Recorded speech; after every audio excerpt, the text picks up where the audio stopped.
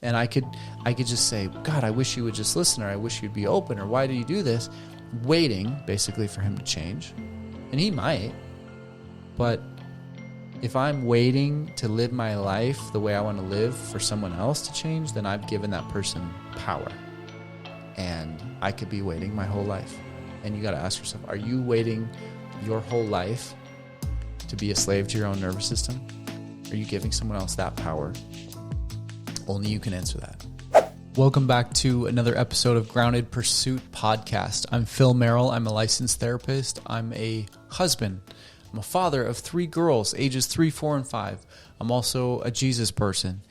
I don't know how people do this without faith, to be honest. But today, a couple things I want to cover. One being the whole affair, CEO, astronomy, Coldplay concert. You probably heard about it.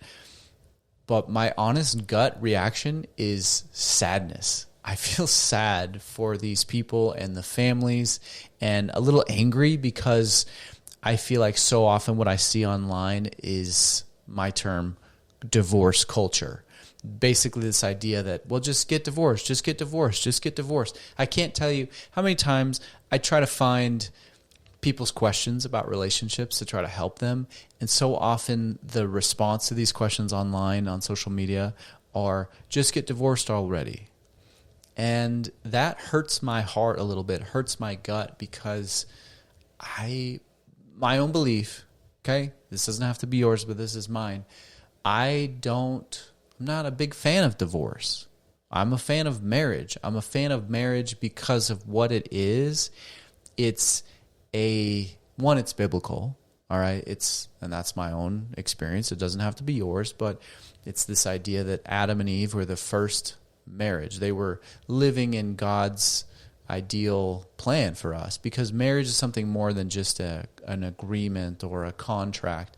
It's really a covenant relationship designed by God for 2 people to help each other, to C.S. Lewis uses the phrase preserve chastity in the Screwtape Letters, basically to help stay sexually moral with each other, to encourage each other, to grow each other. And there's this idea of compatibility that I hear a lot around, and I think it's like, well, this person isn't right for me, this person isn't compatible for me. And I have to challenge that, because I think too often what people mean is that this person's going to make me have to change, and I don't want to change. And let me be clear, it's not changing who you are as a person, your personality, like your likes, dislikes. It's not like you have to hide who you are. But what I mean by change is, are you going to have to grow? Let me give you an example. My kids, do I like that they wake up at 5:45? No. But I have to change. Do I like that they say, Dad, Dad, Dad, Dad, Dad, all the time?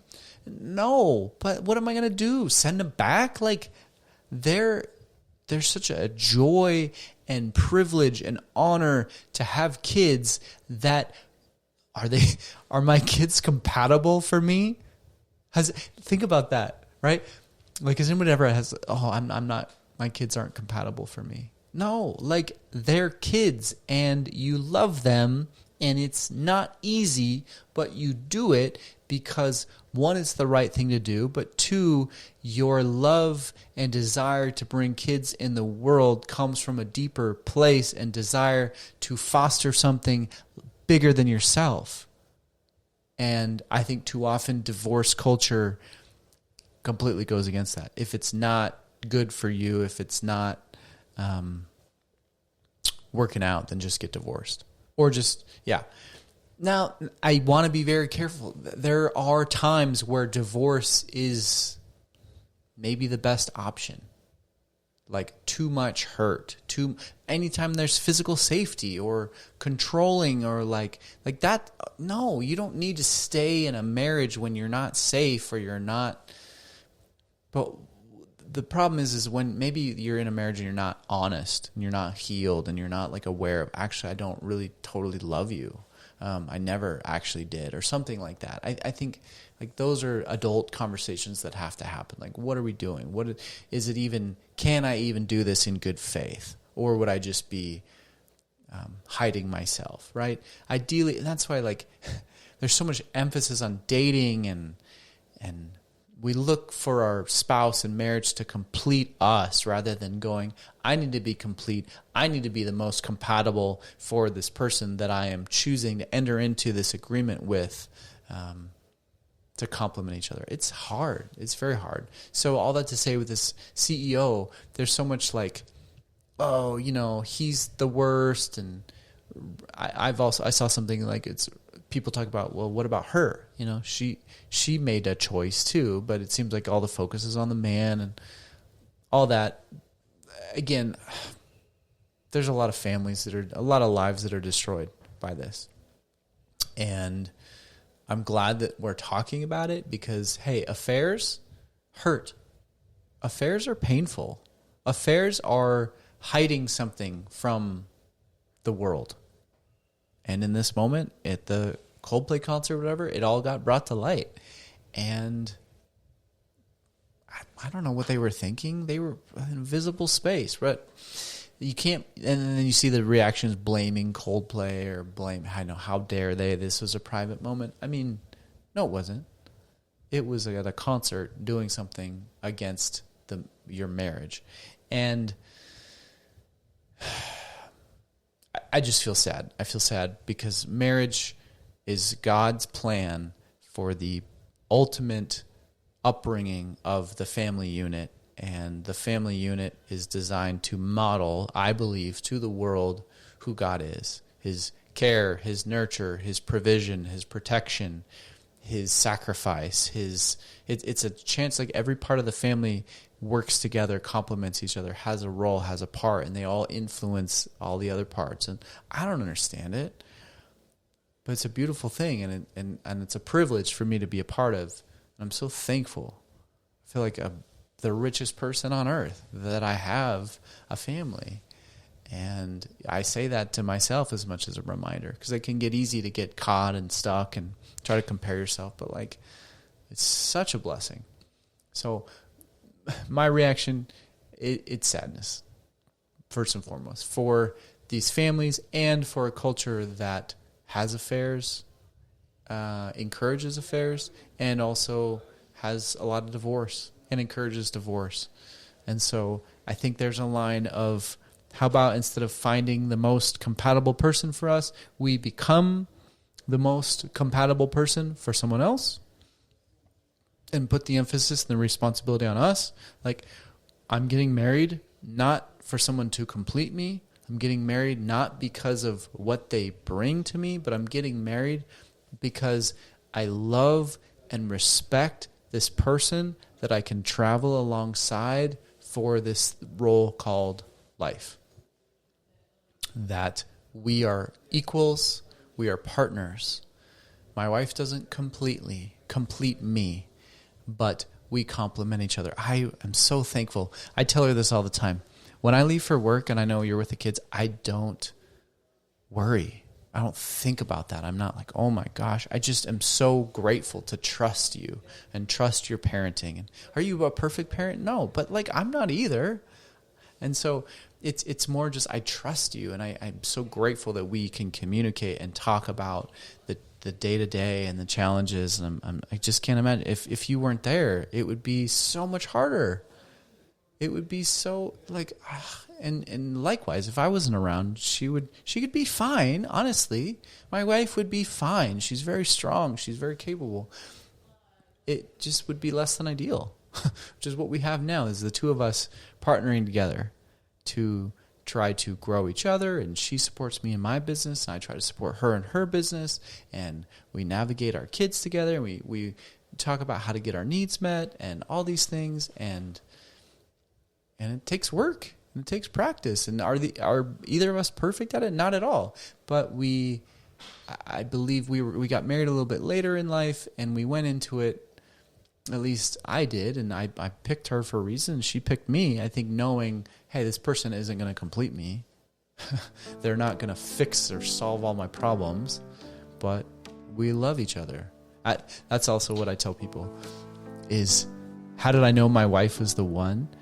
I didn't have to make myself say I love you, like force myself to say those words. I actually had to prevent myself from saying them too early before I took the time to really like identify and discern, is she reliable? Is she committed? Is she hardworking? And that's where I think dating, you want some time, 9 months, a year, something like that, gives you a good spectrum of experiences to try to learn. And that's about what we did. We dated 9 months, short 3-month engagement. This doesn't have to be for everybody, but this is my story. All right. This is my podcast. You're all in it. You're all part of it. But I had to keep myself from saying I love you. Rather than forcing myself to. So that was a key sign. So if you feel like you got to force yourself, then that's worth looking in. And so that's the other part that I wanted to discuss in this podcast, is like the emotions. And that's what I like to think about. What we're doing here is emotion scientists and helping people, specifically men, but women can listen to this too, about like, what are you doing? How do you identify how you feel and what's going on and how that affects your life? And there's so many variables. There are a couple of quotes that came up today that I just naturally blurted out that I wanted to share. Is one of them, first one, are you a slave to your own nervous system? Like, are you a slave to your own nervous system? It just all of a sudden takes over. I don't know why I did what I did. I had no idea. I lashed out. I lost my temper. And then I dealt damage to the people that I cared about. And then, I'll just do better next time. Or, I feel so bad now, I'll just do it better. Well, no, you won't until you understand your nervous system taking over. It's incredibly strong. There's a phrase I like, it's called lizard brain.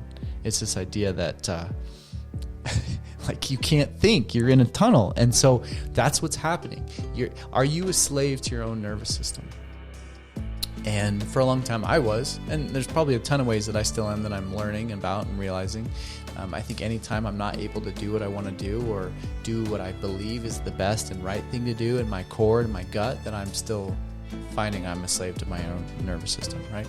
So when I thought I was bad at conflict, it was like for a long time with my dad, just recognizing I don't feel like I can say what I need to say. I'm worried. I don't know how it's going to go. I feel very uncomfortable. And for a long time, our relationship was suffering. And it was easy to blame him. And, does he have skills to learn? Of course. The takeaway, though, is I had to own, and maturity looks like I have to own my own part in that dynamic, is that I was a slave to my own nervous system, was afraid of speaking up so that I didn't. And that the outcome of that is by not speaking up, he had to fill in the gaps of what I was thinking and feeling, and he got them wrong. And because they were wrong and he solidified on them, inadvertently I felt like there was no room for me to change his mind or speak up, so I didn't say anything. And the more I didn't say anything, the more he picked up and just filled in the gaps, and then over and over and over and over again. And I could just say, God, I wish you would just listen, or I wish you'd be open, or why do you do this? Waiting basically for him to change. And he might, but if I'm waiting to live my life the way I want to live for someone else to change, then I've given that person power. And I could be waiting my whole life. And you got to ask yourself, are you waiting your whole life to be a slave to your own nervous system? Are you giving someone else that power? Only you can answer that. And I'll give you that. It's very, very, very, very hard. It's extremely hard.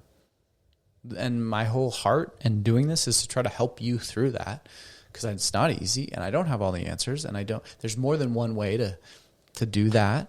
But we should at least talk about it. We should at least have an awareness of how can we take back our own responsibility and power to change rather than waiting on someone else. And if we're waiting, are we even aware that we're doing it, right? So that's a phrase that stood out. Are you a slave to your own nervous system?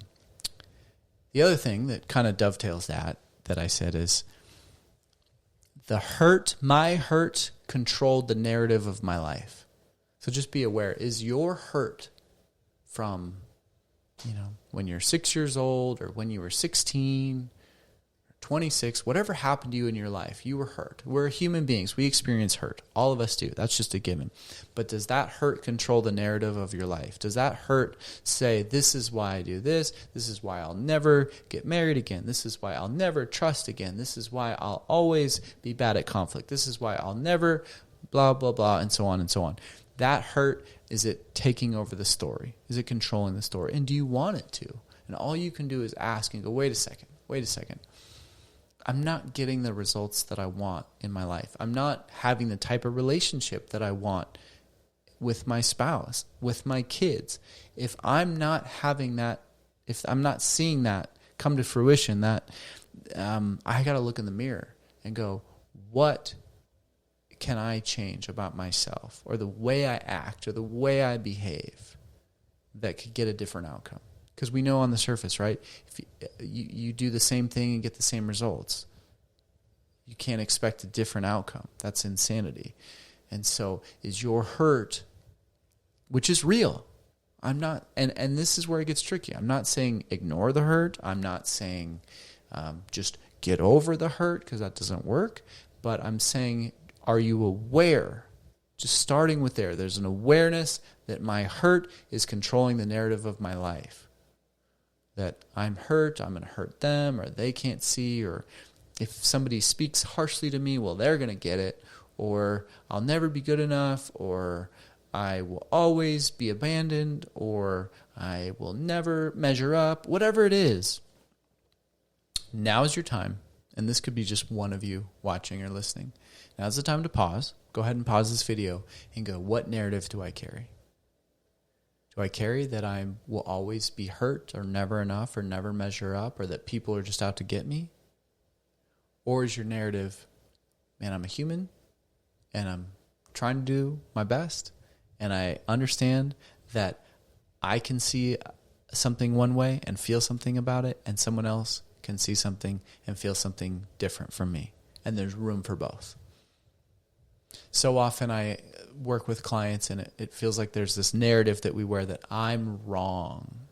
I did something. When someone shares an emotion with me, I did something wrong. And because I did something wrong, I need to fix that wrong to get us back to good again. But that's a very incorrect way of looking at it. Adults take responsibility for actions. If you don't pay the electric bill, it's not like you did something wrong. You just, oh, shoot, I need to send more money. Easy. You rarely feel anything about it, maybe embarrassment or surprise. But what happens in a relationship is, oh, I thought we were going to go to dinner tonight. Or, God, why do you have to work again tonight? I really miss you. If we're not careful, we hear that and we internalize that through the hurt of our own, it's defining our narratives. Therefore, I did something wrong. I'm letting them down. I'm bad. I'm wrong. I'm uncomfortable with that hurt. I'm uncomfortable with that story. So I'm going to try to change it or make it different. So, oh, well, you knew I had to work, right? Or why are you always nagging at me? Or, well, I guess I don't have to work tonight. I can stay home. When none of those really are needed. What's needed is to go, oh, you're trying to tell me something about your experience. Are you missing me? Are you feeling sad that I have to go to work? Well, yeah, I just love you and I just miss you. Oh, okay, I love you and I miss you too. I'll see you when I get home. It honestly can be that simple, but we're not trained. We're not aware to recognize, like, we're just sending these emotional messages all the time. And so what happens is one person says, I miss you, or I'm sad. And it comes across, though, that's the trick, is it gets worded like, why are you always gone? Okay. And then we take that question at face value. Well, God. And we feel instantly attacked.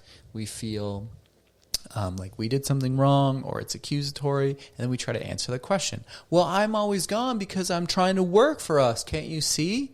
And now that's a message. And so what we have here are two messages. One is, why are you always gone? Translates to, I miss you, I'm feeling disconnected from you, and I just want to spend time with you. Then, well, I'm always gone because I'm working for our family and trying to provide, becomes a message of, I'm feeling not appreciated and not valued and not seen, and I don't like that feeling. And then these two things never get addressed, and we start arguing about how much time we spend or don't spend, and we never get down to the roots. Okay? So you got to understand what is happening, the emotion behind it. Is the hurt connecting to that narrative that makes me want to respond even defensively? Right? Was there a time where I felt like I wasn't doing it, or I felt like someone was telling me I wasn't doing enough or providing enough, and I've just worn that hurt, and so now that's controlling my narrative, so that when anyone else tries to share an emotional message with me, it gets filtered through that, so that I'm not able to pivot and see what's going on with them, but I just answer out of my own hurt, trying to justify, and then I'm stuck. And then people spend their whole lives stuck like that, and it's so sad and it's so tragic. And so my heart and hope is that, the people having an affair, they're human beings too. I'm not condoning their behavior, but they're hurting. They're trying to find love. They're trying to find comfort and connection. And I believe everyone on this planet is looking for those things. So I don't want to vilify them.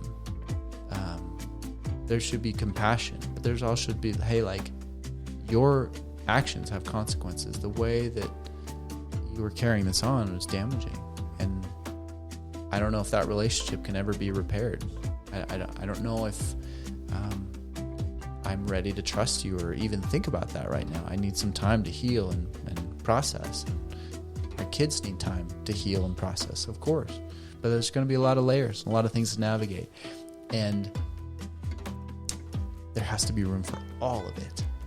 And there has to be a system to be able to share. This is how the kids feel. This is how I feel. This is how you feel. This is how I feel about this. This is how you feel about this. Rather than perpetuating a cycle of, you're the bad guy now because you did this act, and you're just going to be punished forever. That doesn't sound good. That doesn't sound sustainable. Versus, hey, your actions are very painful and I don't trust you and I'm very angry and hurt and betrayed. Of course you are. And I feel embarrassed or unsure or threatened or unhappy and stressed with my job, and I don't know how to navigate that, and I feel very alone and overwhelmed and shameful, and I worry that no one's ever going to love me. Okay, there's got to be room for that too. So I feel like I'm rambling. Hope this is helpful. Just trying to get some more content out.